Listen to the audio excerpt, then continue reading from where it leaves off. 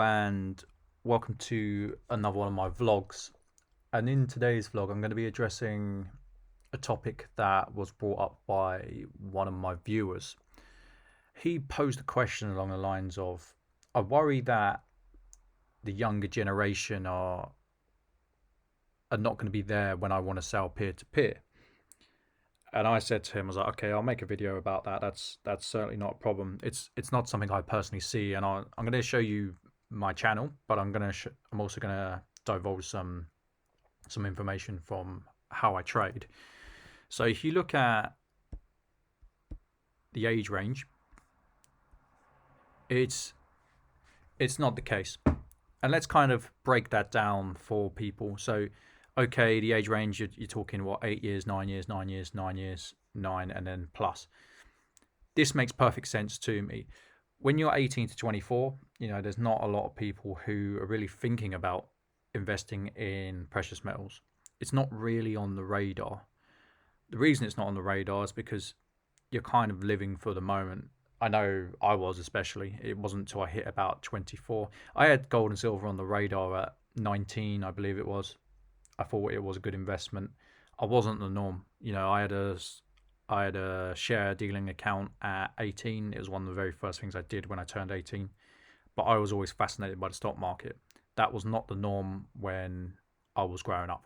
People weren't really too concerned with that. And I think that's even less the case now. When I was 18, 19, social media wasn't what it was today. We're talking 12 years ago, 13 years ago. That's completely changed over the last 5, 6, 7 years. That's where the traction has taken place. Now, the viewer was like, well, is there going to be the younger generation? These people here will start thinking about their future. 25 to 44 is where the majority of my viewers are. And this makes sense for me. It's around that time you start to sit down and think about your own finances. You realize that you can't live for today and you've got to plan for a rainy day. Anyone who watches the media or keeps on top of the news, they realize that the pension it's not great.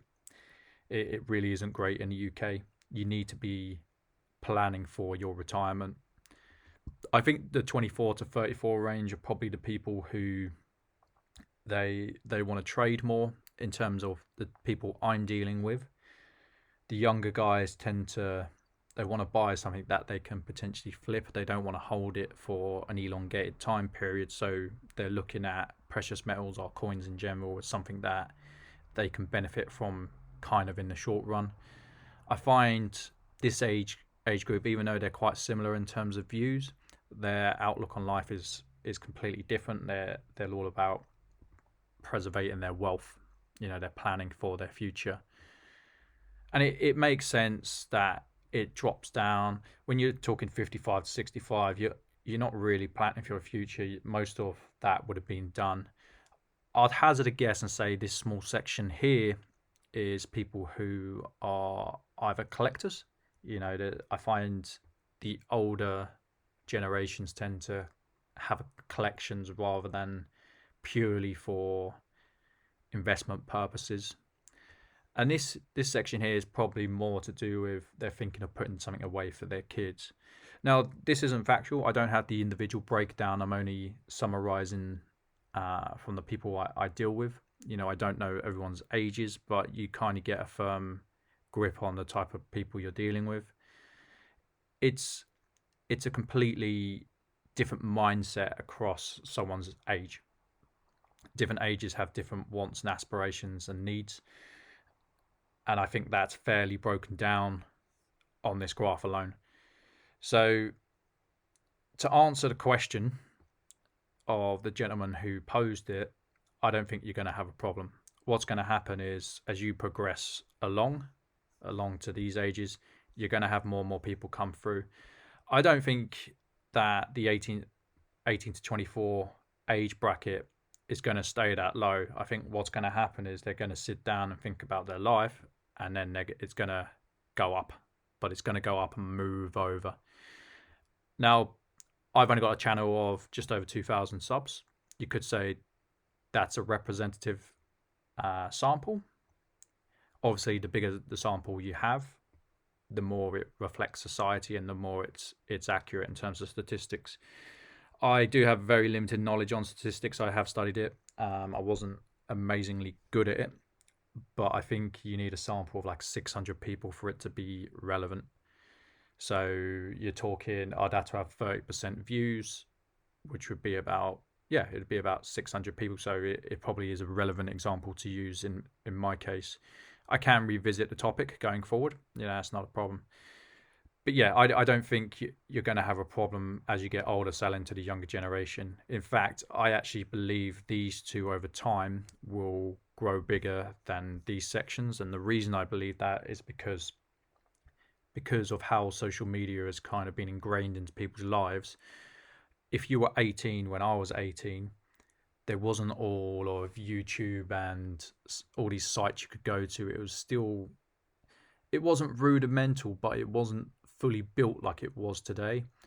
More people were coming into knowledge at the click of a mouse, and it's easier for them to kind of research those things. Now, you could ask the question, will these people be lost to, say, cryptocurrency? I don't think that's the case. I genuinely think it's the same team. There's a lot of people I know who are huge on crypto. There's a lot of people I know who are kind of anti-crypto. And that doesn't really reflect age range from the people I've dealt with. Again, if I was to go to a crypto forum, it might have completely different demographics. I haven't looked into that. So I'm summarizing how I see it from how I've traded. Now, one thing that kind of interests me, which is slightly against age demographic, is looking at the viewer gender demographic. Now, it's huge. It's a huge split.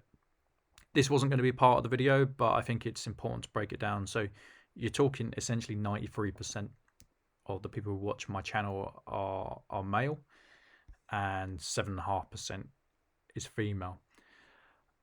Before people jump on the bandwagon, they say, you're a misogynist, Sean, you hate women, blah, blah. It's just like, I think there's fundamental different ways that men and women think, and it would explain why you have that split.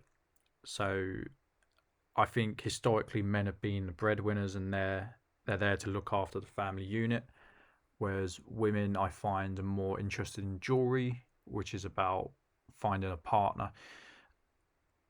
Again, if people say, nah, this is wrong, I deal with so few women.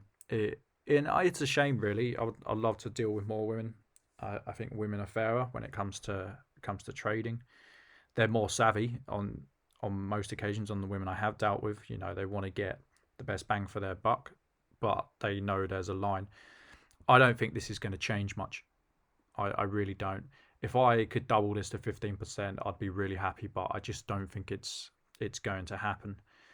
I think men think about their finances and they want to squirrel stuff away for a rainy day, and I don't think the way that modern society is set up is going to change that anytime soon. That is what it is. I would love to be proved wrong. I don't know. If anyone has any other observations concerning that and they want to share, I'm more than happy to hear them. I'm always happy to hear other people's points of views. So that kind of breaks down that one. In terms of this, though, the viewer age range, I think this will probably stay fairly consistent. I genuinely think it's just broken down into the different life cycles of people and how they view their finances. I don't think this will change much, which, to answer the question, you're not going to have a problem selling it on the peer-to-peer market. I just can't see it. I think what's going to happen is you're going to go along the time frame, and this is going to stay fairly consistent, and that's okay. I don't think there's ever going to be a time where you can't sell value to someone else. The reality is, if you've been buying ounces. I'm seeing a lot of ounces at the moment where people who bought in around this range are now in this range. They're not having any problems selling whatsoever. They're really not, because they bought in a younger time frame, and people who understand finances understand that gold goes up and down in an upward motion over a long amount of time. They can sell it at a discount if they really need. If you were paying £350 an ounce, you can sell it for, let's say, £1,300 an ounce and lose 50 quid an ounce. It's certainly not a problem. So yeah, I hope that answers your question. I hope that's kind of been insightful, and I'll see you on the next one.